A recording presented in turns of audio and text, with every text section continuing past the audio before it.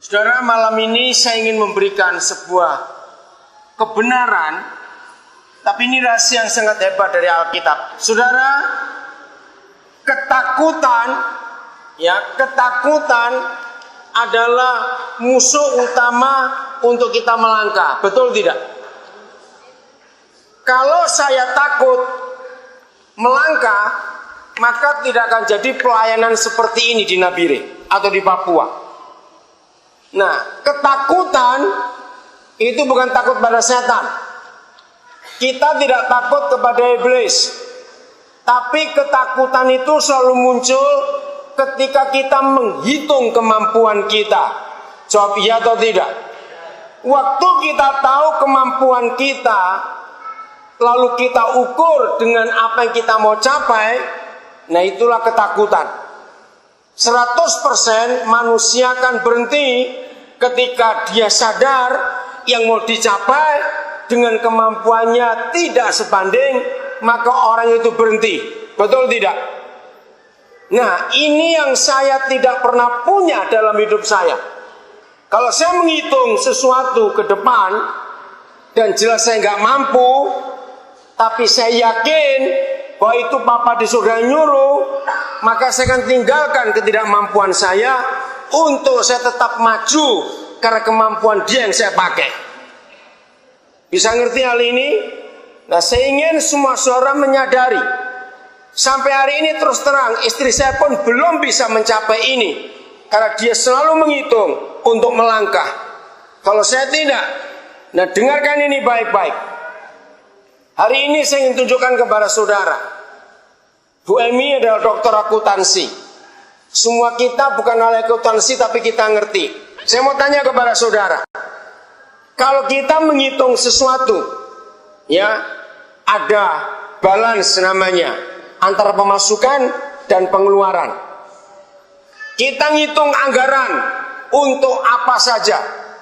Saya tanya, setelah semuanya itu kita rinci nomor 1, nomor 2, nomor 3, untuk ini semuanya, kalimat yang terakhir atau nomor yang terakhir sebelum jumlah, orang hitung biasanya ada kalimat apa? Nomor terakhir itu biaya tak terduga.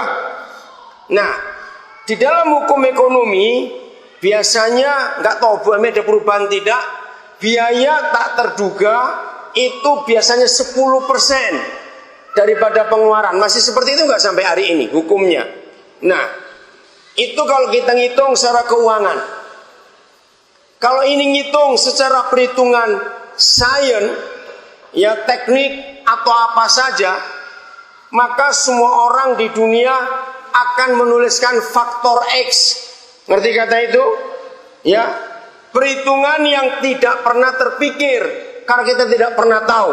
Itu namanya faktor X. Nah, seluruh dunia orang itu selalu takut dengan faktor X. Karena sesuatu yang tidak pernah kita tahu tiba-tiba bisa muncul. Nah, saya mempelajari dari semua lembaga atau badan di dunia.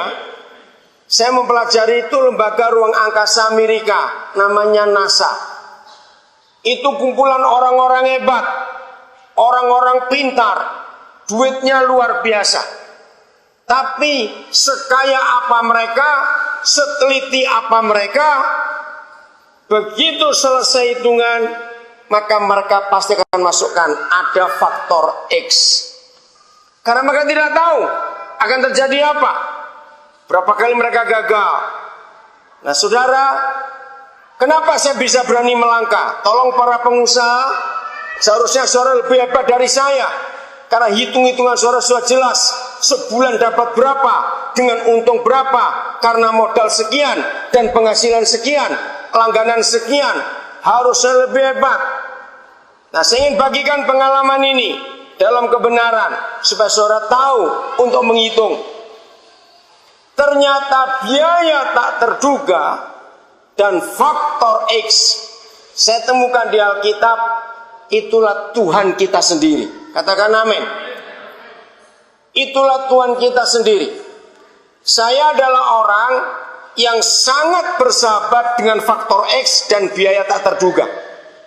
Buat saya, biaya tak terduga yang saya keluarkan itu 100%. Nah, itu lebih gila lagi.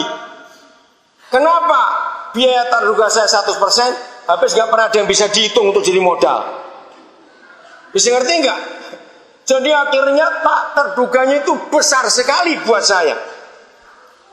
Apalagi bulan-bulan begini nih, Mei, Juni, Juli, cukup berat.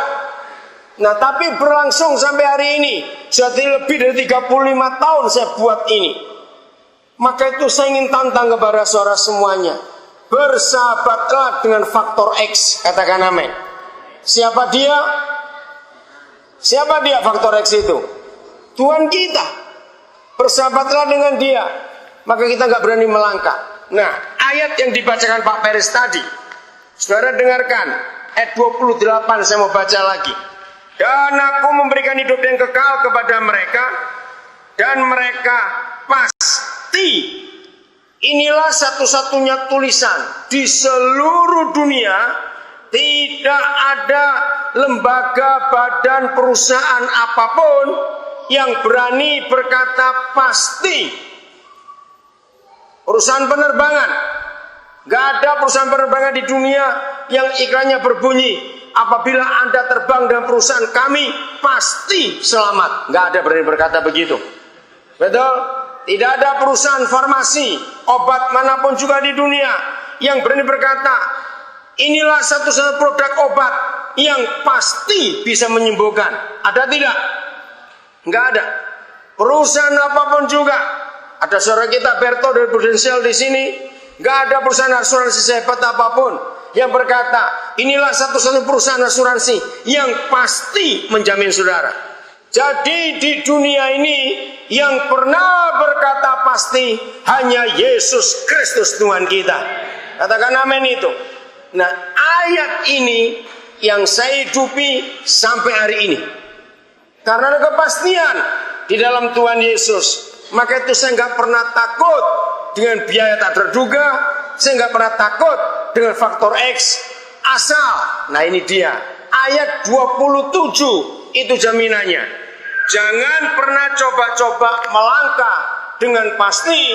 Kalau ayat 27 enggak, baca semua ayat 27. Yang tidur bangun. Nah, ada yang merem itu sudah. Ayat 27 lihat. Ini kuncinya untuk kita pasti. Domba-dombaku mendengarkan suaraku. Katakan amin. Semua harus karena suara Tuhan. Anto, kamu masih ingat? Bapak gak pernah kenal kamu. Saudara, saya ketemu Anto pertama kali di rumah sakit. Waktu mama angkatnya lagi koma.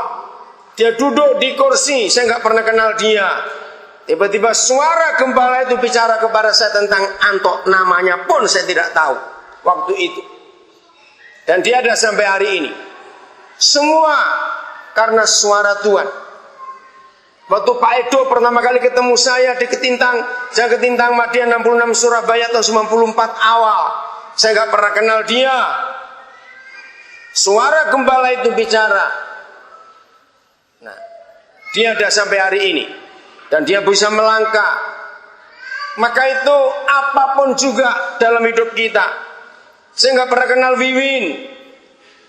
Tiba-tiba seorang tante, siapa namanya tante? Saya lupa namanya. Tante Nancy. Saya kenal Ibu Nancy ini cukup lama.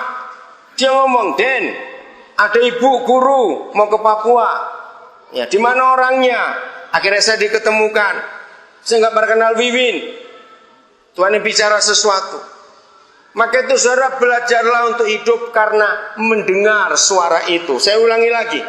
Atau kita baca sama-sama kalimat ini. 1, 2, 3. Domba-dombaku mendengarkan suaraku. Terus, dan aku mengenal mereka. Dan mereka mengikut aku. Nah, hanya mendengar suara gembala tanpa mengikut. Gak ada gunanya juga, cuma mendengar saja. Jadi kita perlu. Nah, inilah mendengar dan inilah jaminannya. Sampai hari ini apapun juga yang kita buat harus mendengar suara Tuhan itu. Bukan karena yang lain.